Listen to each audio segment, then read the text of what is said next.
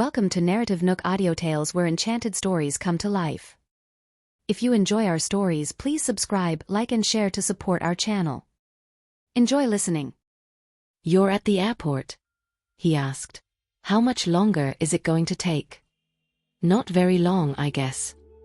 Nicole looked at the time and realized that it had been half an hour. She had figured that it would not take longer than that. "Okay. I'll come over to pick you up now," Martin said. "Aren't you busy?" she asked. "Don't worry about that. Just wait for me at the airport." Martin hung up after saying that. The air marshal finally came out after some time, whereupon he went up to Nicole and said, "Excuse me, ma'am. That person has confessed everything." "What did he say?" Nicole looked at the air marshal expectantly. According to his words, he said that he only had the idea of doing something he shouldn't have done because of how pretty you look, the air marshal said. He's willing to apologize and ask for your forgiveness. Nicole looked at the air marshal in disbelief. "Is that all?" "Yes, ma'am. We have been looking into, and we can confirm that he wasn't lying," the air marshal said in a solemn tone of voice. "Impossible. I'm sure that he's hiding something. The reasons he gave are ridiculous." Nicole protested, unable to convince herself to believe that such was the outcome of the investigation. "How about this? I can bring you inside and talk to him personally if you don't believe what he had said," the air marshal suggested. "Sure," Nicole agreed, as she had been waiting for him to say that. After entering the investigation room, Nicole made a beeline for the man and looked him right in the eyes. "You're not going to fool me with those made-up explanations. I have my own ways to make you talk even if you wouldn't tell me the truth here. Lady, I'm admitting to what I have done. Please forgive me. I'm so sorry, but I really have no idea about the things you asked me about." He began begging with a dejected look on his face. Nicole ignored him as she felt that the man was just acting in front of the air marshal. Then, she took a step closer to that person, and in an attempt to prevent the air marshals from hearing what she was about to say, she murmured, "I can let you go if you just whisper it to me now." "Lady, I honestly have no idea about what you're talking about," the man said. Nicole looked him in the eyes. "Fine. I gave you the chance, but since you're not taking it." Then, she turned around to face the air marshal. "I forgive him. Let him go." A smile immediately appeared on that person's face as soon as he heard what Nicole had said. "Thank you. Thank you so much." "You better not do that again," the air marshal warned him. "Yes, sir. I won't," he replied, after which he proceeded to leave in a hurry. "Is it okay for me to leave now then?" Nicole asked the air marshal. "Yes, ma'am. I'm so sorry for taking up your time." Nicole did not even look at the air marshal when he spoke as she went right out to follow that person. That person immediately felt that somebody was following him after leaving the room, and he was right, as the moment he whirled around, he saw Nicole staring at him. It was at that moment that he froze. Hasn't she forgiven me? Why is she following me now? So, he stood in place and waited for Nicole to approach him. Afraid to make eye contact, he quickly swept his eyes across in a fleeting glance at her. "Lady, I thought you've forgiven me. Why are you still coming after me?" "And you're right. Just keep walking. I'm heading in the same direction as you." Nicole leered. "After you then." That person extended his arm, gesturing for Nicole to walk ahead first. Nicole looked at him coldly. "No, I'm good." The man swallowed, not daring to resist Nicole. He walked away timidly, and kept turning back his head back to look at her from time to time as he did. Soon after, the both of them entered the parking lot together, and unable to take it anymore, he turned around to face Nicole. "Lady, I'm so sorry. I shouldn't have disrespected you. I know you're a generous person, so please, forgive me this time for real. I told you that I'll let you go right now if you just tell me who sent you." Nicole stared at him blankly. "Nobody sent me. I just couldn't control my urges. Why would anybody send me to do something like this?" Nicole was pushing that person to the edge, and he was almost kneeling as he was. "How about this? Would you let me go if I kneel down in front of you?" The man fell to his knees in front of everyone as he spoke. However, Nicole was not swayed by that gesture at all. His act of kneeling down was not going to change her mind if he still would not tell her who had sent him. Concurrently, Jared's car was parked next to Nicole, and the instant he spotted the man who was kneeling down on the ground before, he shifted his gaze to Nicole. "What's happening? Why are you here?" Nicole asked him back instead of answering. Jared could tell that Nicole was still mad at him, so he said, "Martin had something to do and couldn't make it here, so he told me about it." "What? I shouldn't have asked him to pick me up here," Nicole murmured under her breath. The man kneeling down eyed Nicole and Jared from head to toe. "Her friend is here too. I'm screwed. Lady, I've learned my lesson. Please forgive me." The man continued begging. "There are too many people here. We should take this elsewhere." Jared glanced at the person on the ground and said to Nicole. In response, Nicole gave Jared a glance and got into the car. Jared looked at Max, who immediately got the message, prompting him to bring the man into the car and leave the place. Knowing that Nicole would not want to return home with him, Jared got into the car and said, "To the mansion by the beach." During the journey, Nicole kept gazing out of the window. She did not look like she wanted to talk to Jared at all. Meanwhile, Jared was looking over at her, as he wanted to ask her about what had happened just now. In spite of this, he dropped the idea soon after, resulting in complete silence throughout the entire journey to the mansion. Nicole got out of the door as soon as the car came to a halt. Then, she turned around and said to Jared, "The man from the airport had been following me. Be sure to find out whom he's working for." She slammed the door shut before making her way into the mansion without displaying any intention of inviting him in. Jared wanted to get out of the car with her, but knowing that it would not be a good idea, he withdrew his hand from the door handle. Instead, he stared at Nicole's figure as it disappeared into the mansion and said, "Go to Max's place now." Tia ran up to Nicole as soon as she entered the mansion. "Nicole, what brought you here?" Tia was very surprised to see Nicole here. She did not see anybody coming into the mansion when she woke up moments ago, and yet, here Nicole was, appearing out of nowhere. Tia was just astonished. "How are you guys?" Nicole looked at Tia and asked concernedly. "We're doing very well. Grandma was just talking about you this morning. She told me it'd be great if you could come back today, and you really did." "Where is she?" Nicole asked, as she did not see Mrs. Wallace Sr. anywhere in the living room. "She's still sleeping in her room." "I won't bother her then. I'll talk to her after she has woken up." Even though Nicole wanted to see Mrs. Wallace Sr. as soon as possible, she did not want to disturb the old woman who was sleeping. "Sure. You've got to be very tired coming all the way here. Why don't you take a nap upstairs too?" Tia asked. "Okay then, I will head upstairs now. Oh, by the way, what would you like for lunch? I will make it for you." Tia looked at Nicole and asked. "Anything is fine," Nicole replied. "Okay." Tia watched Nicole, who proceeded to upstairs, after which the latter went to the dining room. Jared pushed the door in as Max was interrogating the man was kneeling in front of Nicole back in the parking lot. When Max saw Jared, he respectfully approached the latter. "Mr. Johnston, this guy is pretty tight-lipped. He won't say anything." Jared looked at the man, walked over, and sat down in front of him as he studied him. "Why were you following that woman?" "I have said it many times. I didn't follow her. It was just a misunderstanding." The man stared at Jared with a miserable look on his face, not expecting that things would end up where they were. "A misunderstanding, you said? Then tell us what you know." Jared shot him a cold stare. "Yes.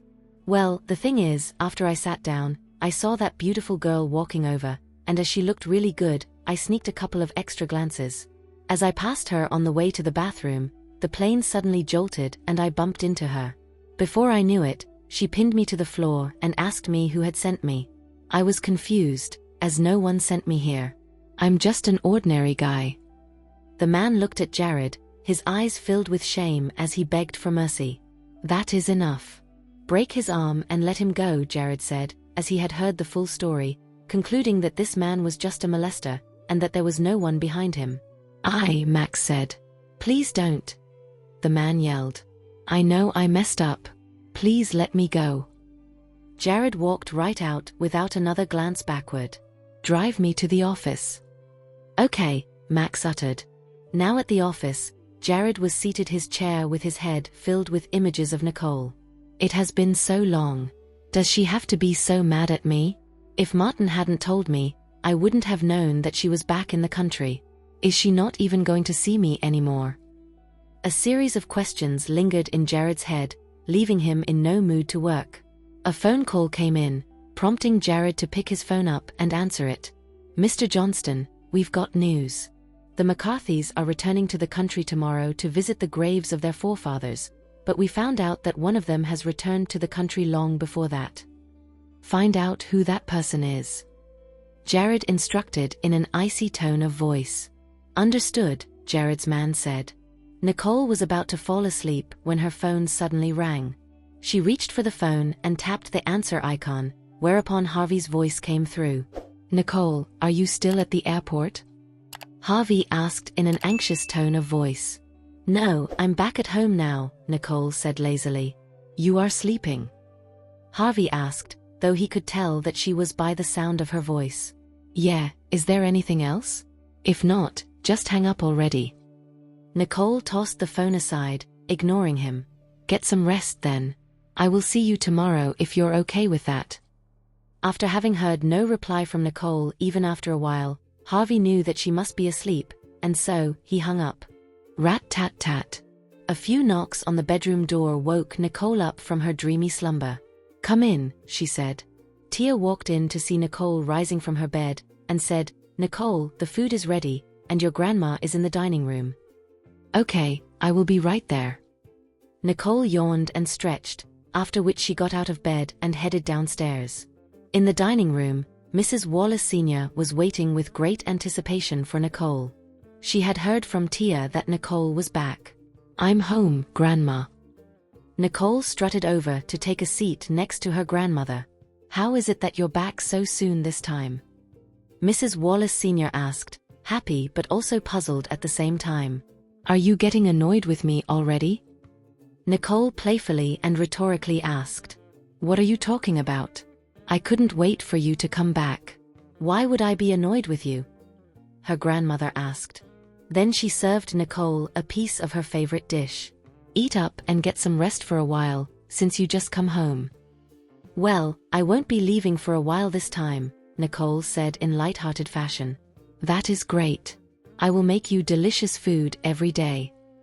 Mrs. Wallace Sr. beamed, loving the idea of having Nicole by her side every day. Yeah, I'm going to be stuffed like a pig then, Nicole joked. After the meal, Nicole and Tia helped Mrs. Wallace Sr. up to the rooftop to enjoy the view of the sea. It was then that Tia looked at Nicole with her head tilted and asked, Did you have a good time abroad? Not really, not as much as here, at least. Nicole gazed off at the sea before her eyes, feeling at ease. She could leave all her worries in the sea for the moment and not think about any of it. Then she remembered the gifts that she had asked Harvey and Kelly to purchase. Tia, did you receive the gifts I've brought for the both of you? Gifts? Tia beamed. Yeah, there are a lot of them. Nicole smiled as she looked at Tia. Where is it? Tia asked, unable to wait to see the gifts. Haven't they arrived long ago? Did you not receive them? Nicole looked at Tia in surprise. Nope. Could they have been sent to the wrong address? Tia speculated. No way. Oh, I remember, it should be with Harvey. Nicole suddenly recalled the incident at the airport, where she had allowed Harvey to head home first in order for her to investigate the suspicious man. Realizing that gifts must also be at his place, she hurriedly took her phone out and called Harvey. What's up, Nicole? Harvey was resting when he heard the phone ringing. He picked it up, and when he saw that Nicole was the one calling, he quickly answered it. Are the gifts you've bought at your place right now? Nicole asked, going straight down to business. I think they are. I'd have forgotten if you didn't mention it. Harvey suddenly realized. Is it okay for you if I come over to pick them up from you now? You don't have to come over. I will deliver them to you right away, Harvey said, as catching his rest is trivial as compared to getting a chance to see her again. That would be much appreciated. Nicole hung up once she was done speaking, as she did not feel the need to be too courteous to Harvey. Harvey quickly got dressed. Before heading out, he made a beeline for the mirror to check out his outfit, making sure that he was satisfied with it before leaving the house and driving off to Nicole's place. After hanging up, Nicole looked at Mrs. Wallace Sr. and Tia. "The gifts will be here in a moment. Grandma, how are the vegetables you've been growing?" "All good. Why don't I show you my garden?" Mrs. Wallace Sr. asked, looking at Nicole. "Great." Nicole accompanied Mrs. Wallace Sr. into the garden. "Wow! Did you grow all of these?" Nicole marveled as her eyes ranged over the greens in the garden. "Yeah, your grandma takes care of these vegetables with utmost care." Tia admired from the side. "Grandma, you are not exhausted from all that farming, are you?" Nicole asked with concern. "Nah, this is much less than what I had grown when I was in the countryside. It would be better if there is a bigger field for me to work with," Mrs. Wallace Sr. said with an avuncular smile on her face. "Grandma, there are only a few of us living here, and we don't have to sell any of it, so this is more than enough," Nicole said. "I wouldn't have allowed you to plant this much if I were home." As Nicole and Mrs. Wallace Sr. were deep in conversation, a car pulled up at the courtyard of the Sea View Villa.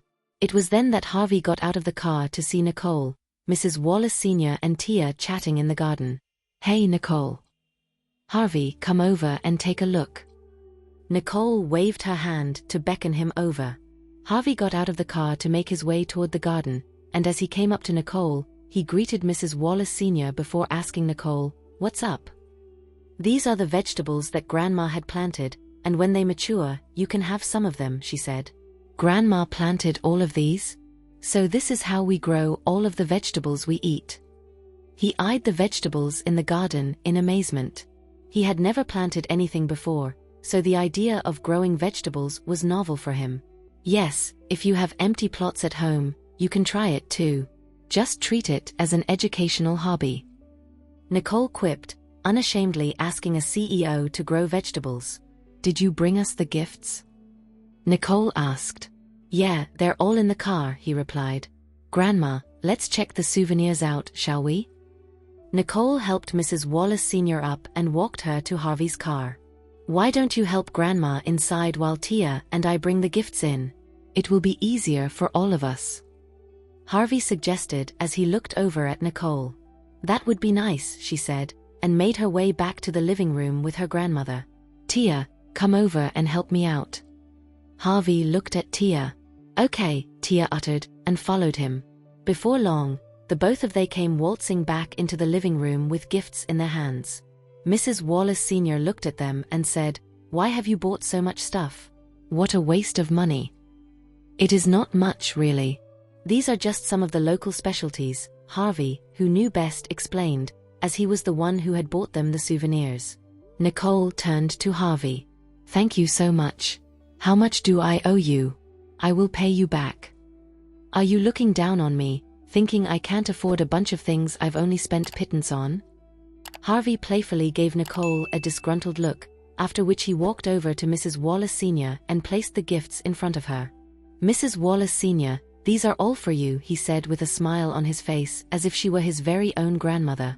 Perhaps, due to the fact that his own grandmother had left him when he was very young, he envied Nicole for having a grandmother with her. "Thank you so much." Mrs. Wallace Sr. beamed at Harvey. "Don't mention it. This is what we, the younger generation, should be doing. If you like me, why don't you take me as your grandson?" Harvey suddenly suggested. Nicole frowned upon hearing that, thinking that Harvey must be out of his mind for making such a suggestion. She immediately chimed in before her grandmother could say anything. "Don't you have a grandfather, Harvey? Why would you want to take my grandmother as yours? Don't even think about it." Seeing Nicole's look of disapproval, Harvey explained, "I didn't mean to steal Grandma from you. I just thought she liked me very much, so I suggested it." "I do like him. He is so neat and decent," Mrs. Wallace Sr. said. "You hear that? Your grandma likes me very much. What you've got to say about that doesn't count." Harvey quickly took a seat on the other side of Mrs. Wallace Sr. and avoided Nicole's glare. "Grandma, don't be fooled by his appearance.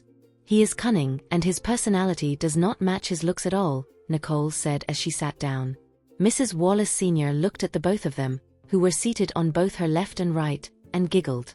"You two are really like a pair of siblings when you bicker." "He is not my brother," Nicole said, not wanting a brother like Harvey. "Your grandma is so right. Nicole, call me bro," Harvey audaciously demanded. "Harvey, are you looking for a fight?" Nicole glared at Harvey. "Quit pushing your luck. Forget it. If you don't like it, I will stop saying it. Your grandmother has agreed to it anyway. Either way, you'll have to listen to me, as I'm your brother from now on." Harvey smirked. In truth, it was not that he really wanted to be Nicole's brother, but with a position like that, he would have a convenient excuse to meet her whenever he wanted. "Harvey, I think you just need a good beating," Nicole said, and swung at Harvey. "Grandma, she is trying to hit me." Harvey ducked out of the way while asking for protection from Mrs. Wallace Sr. "Don't be rude, Nicole," her grandmother said. Now, with Mrs. Wallace Sr.'s help, Harvey was able to elude her punches. "You're lucky today just because Grandma is protecting you. I'll let it slide once. If you talk smack to me again, I'll make sure to fix you good and proper." Nicole shot Harvey a stern look before she stopped. "Grandma, looks like I can no longer leave this place." Harvey glanced at Nicole, as if he had been wronged. While they were talking in the living room, Nicole's cell phone rang. She picked it up to see that it was Martin, prompting her to tap the icon. "Are you done there, Martin?" "I'm done. Sorry, Nicole. I was going to pick you up earlier, but something unexpected happened and I didn't make it." "So was it Mr. Johnston who drove you home?" Martin apologized, feeling embarrassed. "Yes, I knew that you must have been tied up with something when you didn't show up. Don't worry about it." Nicole reassured him. "Very good. I have reserved a table for you at the Herald," Martin said. "I'll be seeing you there at 4:30. Is that okay?" Martin had already made all the arrangements, as he wanted to give Nicole a warm reception. "No problem." "Okay, in that case, we talk later when we meet," he said. "I'm hanging up now." "Okay." Nicole hung up and looked at Mrs. Wallace Sr. "Grandma, I won't be home for dinner. My friend is hosting me and I must go." "Go ahead. Just stay safe when you come home tonight," Mrs. Wallace Sr. said. "I will," Nicole replied. "Nicole, I was just about to tell you that I have also prepared a dinner reception for the three of us tonight." "What did Martin say on the phone?" Harvey looked at Nicole after hearing what she had just said to Martin. "Martin told me a long while ago that he would arrange a dinner reception for when I came home. We have agreed to meet at 4:30 today." Nicole looked at Harvey. "It seems that there is just no way for me to be at two places at the same time." She spread her arms out, not knowing what to do. "Yeah, I wasn't expecting a clash either." Harvey murmured. "Let me tell you what. Since it is our reception, and Martin is not a stranger, why don't we all just do it all together? What do you think?" Harvey suggested, eyeing Nicole attentively. "I think it is fine, but I will have to talk to him about it," she said. "Then you should talk to him," Harvey said. "Okay." Nicole picked her phone up and called Martin. As expected, Martin answered the phone quickly. "What's up, Nicole?" "Martin, is it okay if I bring two other people along today?" Nicole asked. "Who are they?" Martin replied in kind. "Harvey and Kelly, who just returned from Lanningborg with me. Harvey has also prepared a reception, which happens to be at the same time as ours. I can't go to two places at the same time, and so I thought, maybe we all can merge the two. What do you think?" Nicole suggested, knowing it was Martin's decision to make as he was the one who wanted to carry out the reception. "No problem," Martin said. "The more the merrier. By the way, would you like me to send a chauffeur over?" Martin did not resent Harvey, and as long as Nicole had agreed and was happy, he would have no problem with it. "It's okay. Harvey is here with me right now. We will head over there later together," Nicole said. "Okay, I will see you guys at the Herald." Okay. Hanging up, Nicole looked over at Harvey. Martin said it'll be okay for you to come along. Nice, Harvey said while raising his eyebrow, thinking that Martin seemed to be a nice guy. Then, he looked at the time. Shouldn't we be heading out now? Do we have to move so early? There is still time. Nicole thought, as there was still an hour before 4:30. Don't we have to pick Kelly up? He asked. Although Kelly was just an assistant to Nicole, the three of them had gotten along very well for the duration of the trip to Lanningborg. As such, they treated Kelly as if she was their sister, and considered the reception incomplete without her. Right, I forgot about that, Nicole said. Grandma, we are leaving. Bye, Grandma. I will see you again soon. Harvey bade the old woman a cordial goodbye and walked out of the villa with Nicole. You don't have to drive. Take my car, Harvey said, looking over at Nicole. Okay, but you will have to drive me home when it is over, Nicole said, looking at Harvey. If he would not agree, she would drive her own car. No problem, just get in. Harvey replied, happy to do so as the privilege of driving this woman around had always belonged to Jared, with Harvey's turn coming in today. Harvey started the car and drove toward Kelly's house, glancing at Nicole to say, Nicole, can you please call Kelly and tell her to get ready? We will pick her up as soon as we get there. Okay. Nicole grabbed her phone and dialed Kelly's number. Kelly, are you busy? Nicole asked. No. What can I do for you, Nicole? Kelly looked at her computer, thinking Nicole had assigned her a task. There is a reception tonight, Nicole replied. Harvey and I will be here at your house in a few more minutes, so get ready now and come out. Oh, okay. Kelly was dumbfounded upon hearing that, and she began thinking to herself, a reception? What is going on? Why am I invited?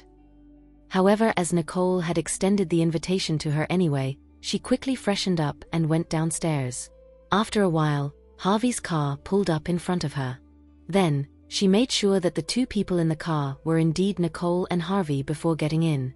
Harvey looked at Kelly through the rear-view mirror and teased, I wasn't expecting to see this feminine side of Kelly. While they were abroad, Kelly had always been garbed in formal attire, which conveyed a sense of professionalism. Today, however, she had taken on a completely different style, which was refreshing to see. Harvey, this is the first time I've ever heard you complimenting someone. Still, I must say that Kelly really has a great sense of fashion today. I like it too. Looks like you're being highly by Harvey today, Kelly. I'm not as mean as you think I am. Don't I shower you with compliments often? Harvey gave Nicole a look of surprise. Then, he continued. But Kelly gives me a very different feeling today than before. Kelly, I suggest you wear it like this from now on. It suits you perfectly, Harvey said. Kelly blushed upon hearing the praises heaped on her. Looking at Harvey from the back seat, she said, Really? Since you think it looks good on me, I'll keep dressing the way I do whenever I get the chance. What do you mean when you have the chance? Do you not allow this at work? Harvey looked at Nicole beside him. Why are you looking at me like that? Nicole shot Harvey a frown, after which she gave her assistant a glance. Kelly, you can wear whatever you want from now on. Okay. Kelly glanced at Harvey's side profile, feeling happy. Soon after, they arrived in front of the Herald and got out of the car, whereupon they all walked in, while a valet parked the car for Harvey.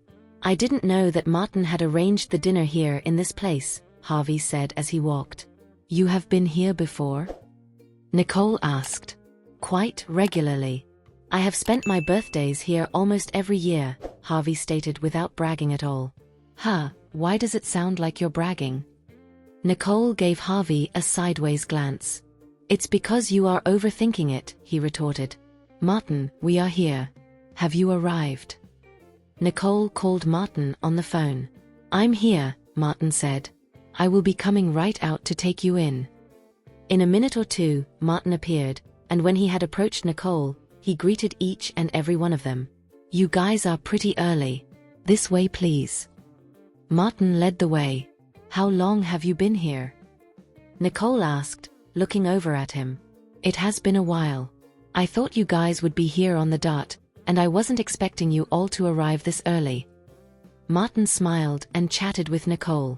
When they had arrived at their private, reserved room, Martin invited the three of them to sit down. "How long will you be staying here this time?"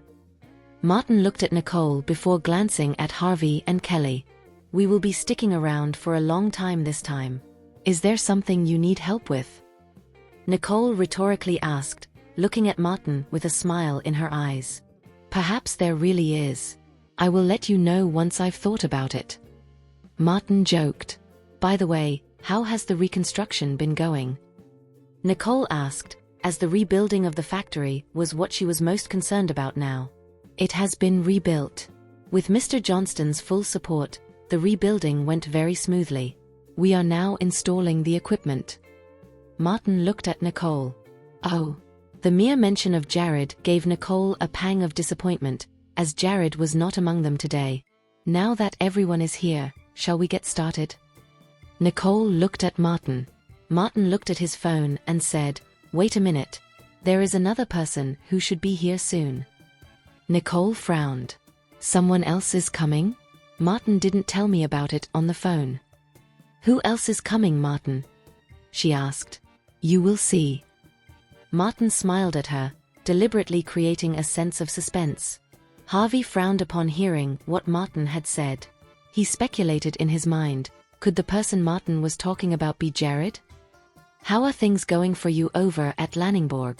Did you return home early because everything went just as you had planned?" Martin started the conversation again and looked at Nicole with a smile. "Ah well, let's not talk about it. There were just too many constraints, and we had achieved next to nothing." Nicole replied, frustrated at the mention of anything that had occurred abroad. "It is okay. You are just starting out. If you can't find support abroad, you can always do it at home. Mr. Johnston and I are here for you, and will always have your back." Martin looked at Nicole, his eyes brimming with assurance as he would help her out in a heartbeat. "Ah, this is the second time I've heard something so touching since I came back," Nicole said, feeling blessed. Martin looked at Nicole, confused. "What do you mean when you said, second time? Who did you hear it from, for the first time?" "The first time was from Harvey." Nicole gave Harvey a look of amusement. It was then that someone pushed the door in. With an intimidating presence, Jared appeared before their very eyes. Nicole gasped at the sight of Jared. "I should have guessed it. How could he not be at my reception? Besides, the seat next to me was empty from the moment I sat down, which I should have guessed why." Coincidentally, Harvey was seated facing the door, and when Jared came in, their eyes met for a moment. Harvey thought, "It really is him. Mr. Johnston, please come in." Martin immediately ushered him to the seat next to Nicole. Harvey stared at Jared and only looked away after Jared had sat down. "Hi, Mr. Johnston," Kelly greeted him with respect. Jared nodded gently in acknowledgement as he sat down next to Nicole without a hint of awkwardness in him. Nicole regretted not telling Martin about this earlier, but now it was too late. There no longer was a point in saying anything at all, as Jared had already taken a seat next to her. What did Harvey say during the first time? Jared asked Nicole as he sat down, as he had overheard what they had said at the door. "What brings you here?" Nicole shot him a rhetorical question with a grimace on her face. Jared was not bothered when Nicole did not offer a reply forthcoming to his question. Instead, he answered her question right away. "Of course I'm coming to this reception for you." Nicole looked at Martin, thinking of asking him why he had not informed her that Jared was coming. But knowing that Martin was not aware of everything that had happened between her and Jared, she surmised that he was just being kind to host her, and hence, she held her tongue. On the other hand, Harvey had understood everything. He was keenly aware that something unpleasant that he knew nothing about had happened between Nicole and Jared, and that this would be his chance to swoop in. Noting the strange atmosphere, Martin hurriedly butted in to lighten the atmosphere. "As everyone is here, I will order them to serve us our meals." He tapped the bell, prompting a waiter to come in a moment later. "You may start serving," Martin instructed. "Yes, sir," the waiter said. Kelly was also able to sense the awkwardness. She quickly got up and poured wine into everyone's cups. Just then, the waiter began to serve them their food. "Let's all raise our glasses to Nicole, Harvey, and Kelly." Martin took the lead in toasting them. Everyone then raised their glasses in response, and that was when Martin said, "Welcome back." "Thank you." Nicole looked at Martin and thanked him, with Harvey and Kelly doing the same right after. "You are the guests of honor today, so make yourselves comfortable." Martin sensed that everyone was rather uptight, resulting in a palpable tension of sorts, so he tried to liven it up. "The man whom you said was tailing you at the airport has explained himself. He is just some run-of-the-mill creep," Jared suddenly said, while withholding the disgusting details of what the man had said. Nicole turned to look at him with a frown upon hearing this. "A creep? Is that what the outcome of your interrogation is?" "Yeah, you are the one who was being paranoid. It was just a misunderstanding, but I've already punished him for you," Jared said as he looked at her. "I'm paranoid? A misunderstanding?" Nicole glared at Jared. Did he know that I was being followed abroad? She fumed. "If Martin hadn't told me, I would have been in danger. I entrusted him with this important task, and yet he has temerity to say that I am being paranoid? This is totally unacceptable." "Jared, did you interrogate that guy properly? He followed me on the plane from Lanningborg. If you can't handle it, I will do it myself." Nicole glared at Jared. "I have freed him. The matter isn't as complicated as you think." Jared explained again. "Hold on a second, Nicole. What did you say? Someone followed you on the plane from Lanningborg?" Harvey looked at Nicole with his eyes widened as he had only understood what they were talking about after hearing the conversation for a while. As she had already spoken about it, Nicole did not intend to hide it from Harvey anymore. She looked at him and uttered, "Yes." "Why didn't you tell me about it if it was a danger to you?" Harvey questioned, looking at Nicole with a frown. "The situation was complicated. I don't want everyone to know about it. In fact, the fewer the better," Nicole explained. "But you can't just not tell me. I remember, was the person you subdued on the plane the one who was following you around?" Harvey suddenly recalled the incident on the plane. "Yeah," she replied. "So the danger has been around all this time," Harvey murmured. At that time, he thought that the guy was just a thief, and after the authorities had taken the guy away, he had not given it a second thought. But now, he grew ever more perturbed when he thought about it. Thank you for listening. If you have enjoyed this story, please like and share so others can see it too. Also hit the subscription button and notification bell so you can be notified on our next release. Thank you for your support. God bless you.